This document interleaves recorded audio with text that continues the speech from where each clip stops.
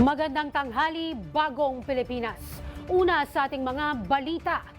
Patuloy na pinalalakas ng administrasyon ni Pangulong Ferdinand Marcos Jr. ang mga programa na naglalayong maghatid ng agarang tulong sa mga komunidad sa iba't ibang bahagi ng bansa. Sa pag-arangkada ng bawat bayan may kinabang sa Pampanga, pinangunahan ng Pangulo ang pagbibigay ng tulong pinansyal, suporta para sa mga mag-aaral at pamamahagi ng bigas para sa mga katutubong benepisyaryo.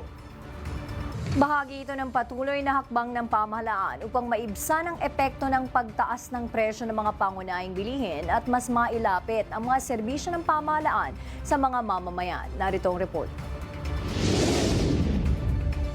Mahigit 100 milyong pisong tulong pinansyal ang pinagkaloob ng pamahalaan sa mga komunidad sa Pampanga sa ilalim ng programang Bawat Bayan Makikinabang na ginanap sa Clark Freeport Zone noong Huwebes, May 14. Kabilang sa mga inihayag ni Pangulong Ferdinand Marcos Jr. ang paglalaan ng tigda 200,000 piso para sa bawat barangay mula sa Socio-Civic Projects Fund. Ito naman ang pondong pinagalingan dito, yung tawag ay Socio-Civic Project Fund, SCPF.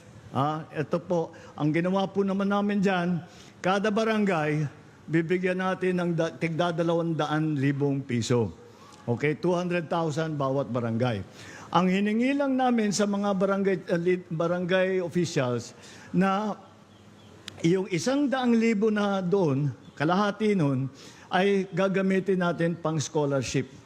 Layo ng programa na makatulong sa mga pangangailangan ng mga komunidad habang nadaragdagan din ng pondo para sa mga scholarship programs ng mga barangay. Namahagi rin ang Pangulo ng bigas para sa mga katutubong benepisyaryo sa ilalim ng LGSF o Local Government Support Fund. Sa ilalim ng programa, makatatanggap ng 10 kilong bigas sa mga benepisyaryo tuwing 2 buwan para maibsan ang epekto ng mataas na presyo ng mga pangunahing bilihin.